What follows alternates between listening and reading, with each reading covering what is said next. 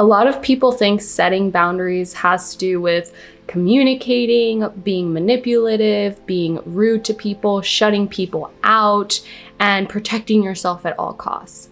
But boundaries aren't really something that you have to force on others. It's something that you decide within yourself. And how you are able to communicate these boundaries is usually through the way that you present yourself. So why do certain people receive better treatment and receive more respect than others? The reason isn't because they're better than you. It's because they know who they are and they value themselves and they show up in that way.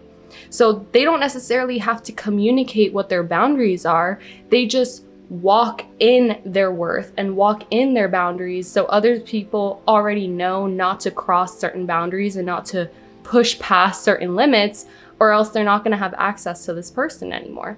So you need to position yourself in a way to where you understand what your boundaries are and you're creating them from the inside out. People will not respect your boundaries because you don't respect your boundaries.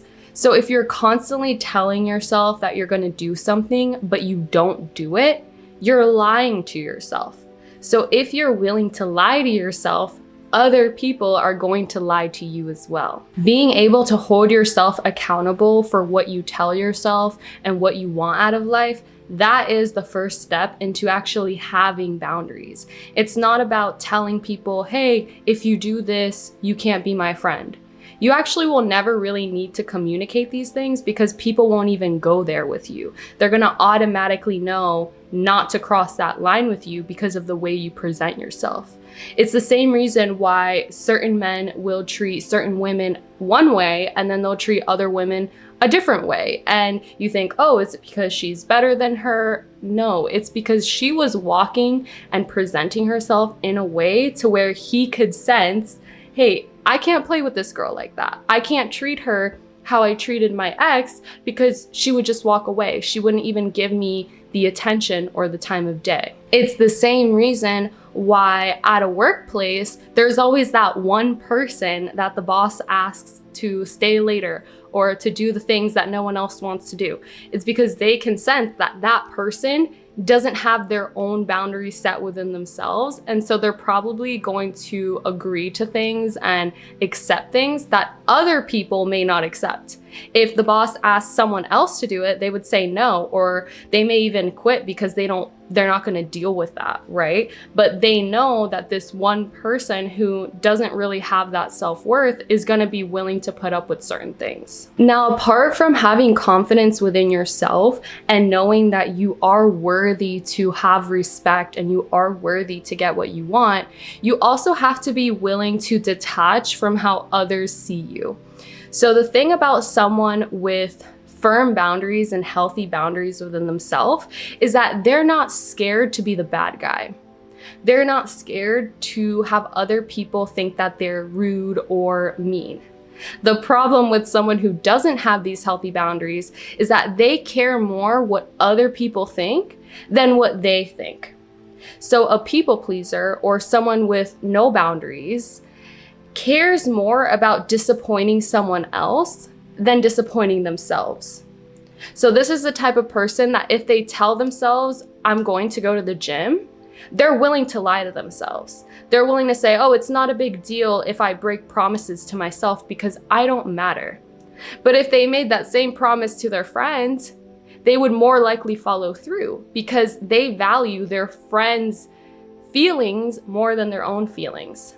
They value the other person more than themselves because they're willing to break promises with themselves, but they're less likely to break promises with others. So when you have firm boundaries, it's not that everyone's gonna hate you. Actually, people will respect you more and they'll feel more comfortable around you because when someone doesn't have firm boundaries, they don't have self-respect. You can almost tell one for one, if someone doesn't have boundaries, it's because they don't respect themselves. Because anyone that respects themselves and has that confidence has those boundaries and doesn't necessarily need to beg people to treat them well, because if someone doesn't treat them well, they don't exist to them. Like if someone disrespects me, first of all, they can't, right? Because in order to be able to hurt my feelings or be able to disrespect me, I have to care about what you think. So no one really has that power over me. The only person that has that power over me is myself. When I see something that I'm doing that I don't like, or if I don't follow through on something that I told myself, that hurts me more than if I hurt someone else's feelings, or if I don't follow through on plans with someone else. I'm not living my life for other people. I'm living my life for myself. And when you're living in that way, people actually want to be around you more. Because being friends with someone who is a people pleaser and has no boundaries is actually really stressful. You never know where you stand, because someone that doesn't love themselves can't actually love other people or respect other people. They use others to validate themselves so that way they can feel better about not caring about themselves. So it's almost like a really confusing thing, because someone with no boundaries doesn't have that respect for themselves, but they also don't really truly have that love for others because they're not capable of having that love for others. You cannot experience love with someone else if you can't experience it within yourself. The biggest block for people pleasers is thinking that telling people no is rude.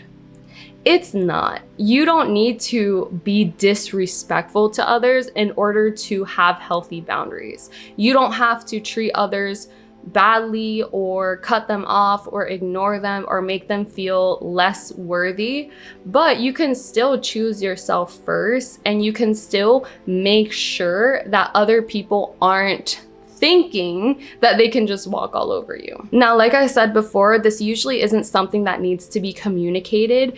Usually you'll be able to tell if someone has healthy boundaries and if someone loves themselves based off of their life. So is this person doing the things that they say they want to be doing? If someone is constantly talking about having goals, but they're not taking actions towards their goals, then chances are they also have people-pleasing tendencies in their relationships. They also have unhealthy boundaries with people because they can't even have those boundaries within themselves. So if someone is constantly complaining about their life and they don't take any steps to change it, then chances are they don't have those healthy boundaries and they don't have that self-respect. So you can pretty much tell if someone has boundaries or not based off their outcomes in life.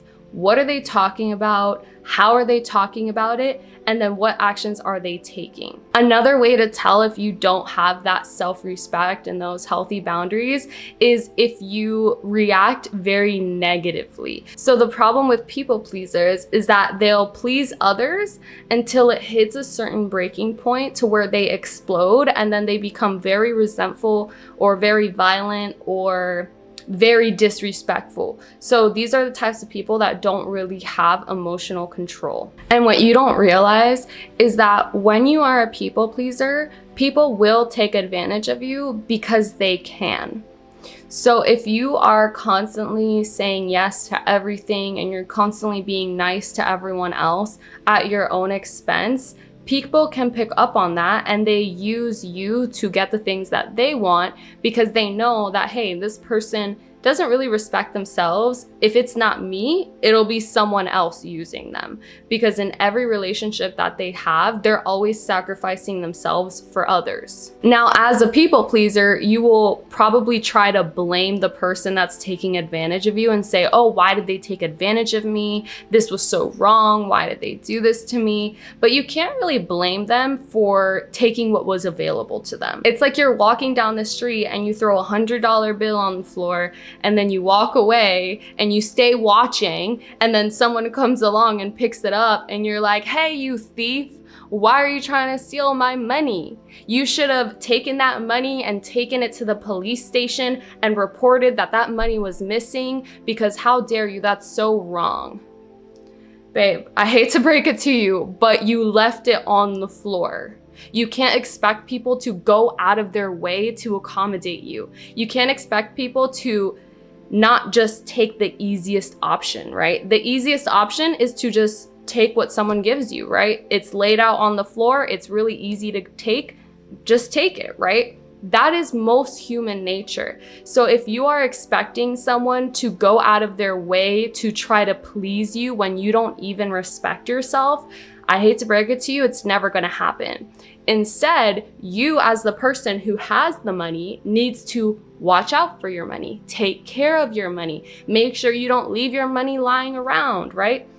Think of the money as your energy. You don't want to just give out your energy freely. You don't want to just leave out your energy on the floor for anyone else to take. You want to be careful with your energy, and you want to give your energy to things that you feel are valuable, right? Just like how you give your money for things that you want, you buy things with your money. Well, you buy things with your energy too. You buy relationships with your energy. You buy lots of things with your energy. And you want to make sure that you're getting what you want to get out of it. So setting healthy boundaries is not about telling someone something in a certain way or using certain language to communicate with them. Yes, there are absolutely certain ways that you can communicate that will make it easier for the other person to accept your boundaries, right?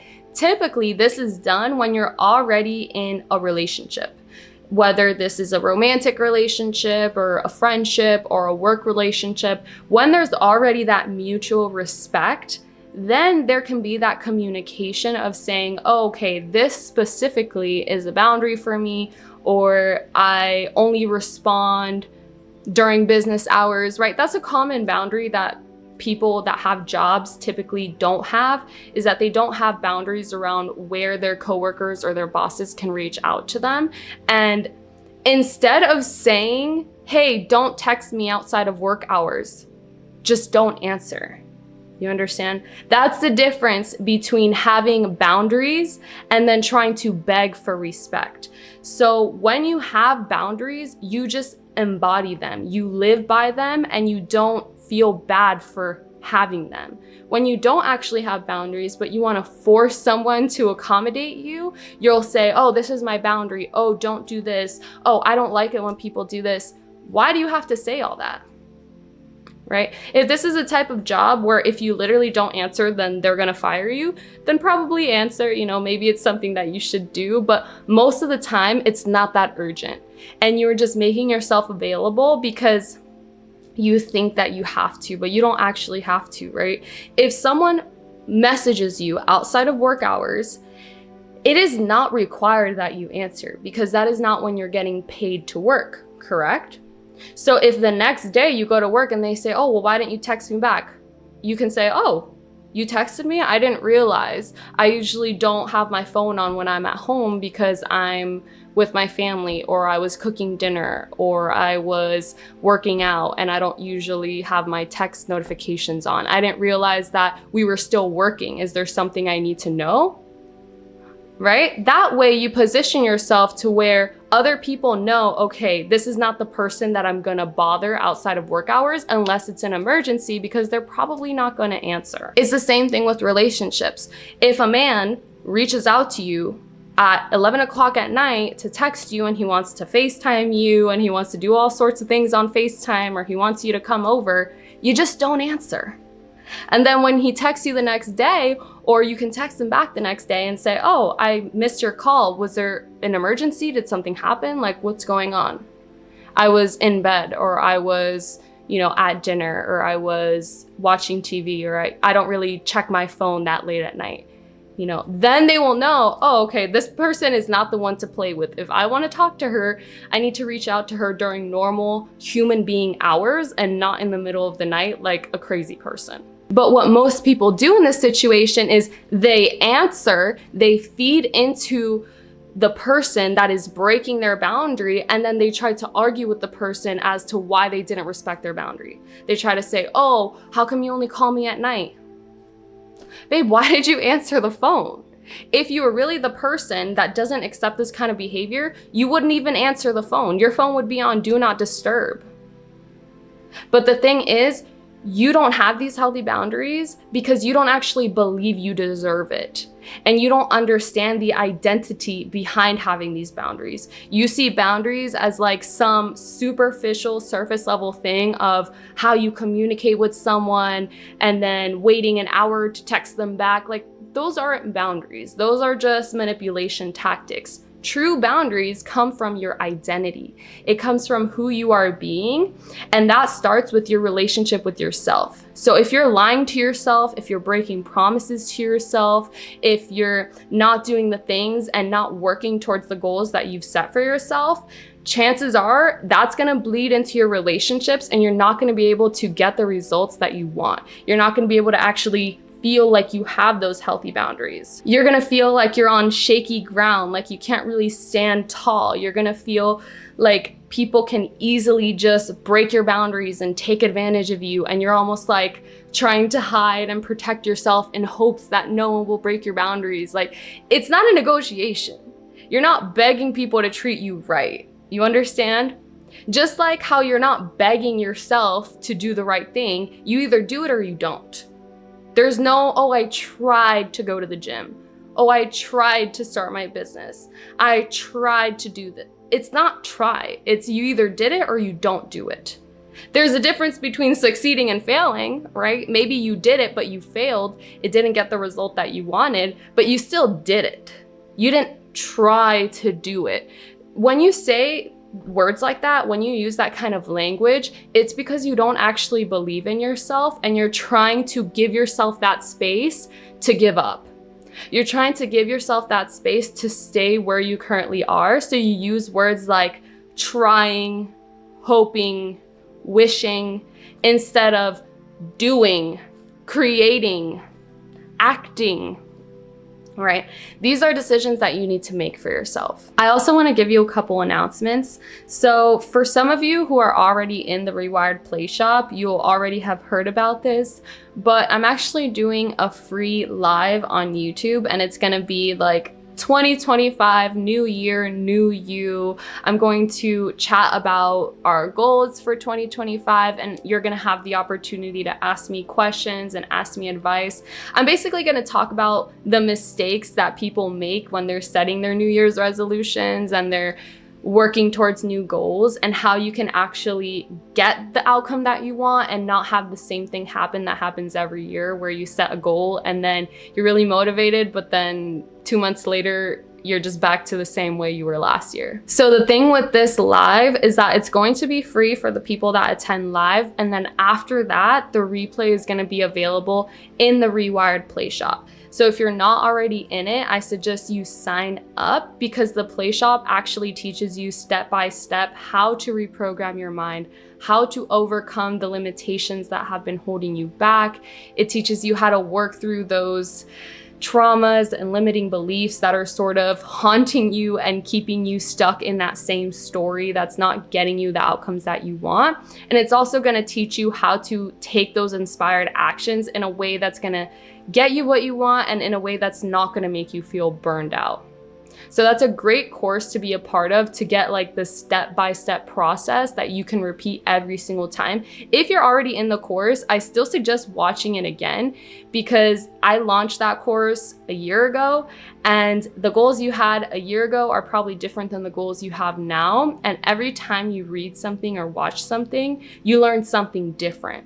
So it may be a good idea to go and rewatch that before I do the 2025 New Year, New You live Play Shop, because then you'll have better questions to ask me, and you'll have kind of like already some knowledge and progress. So that way you can ask me real questions that are actually going to help you. If you're still watching, go ahead and drop a smiley face emoji in the comments. That's going to be our little secret way that we communicate with each other, so I know who's a real one and who's actually serious about their journey and watching the video till the end. So I love you, and I'll see you in the next one. Bye. Mwah.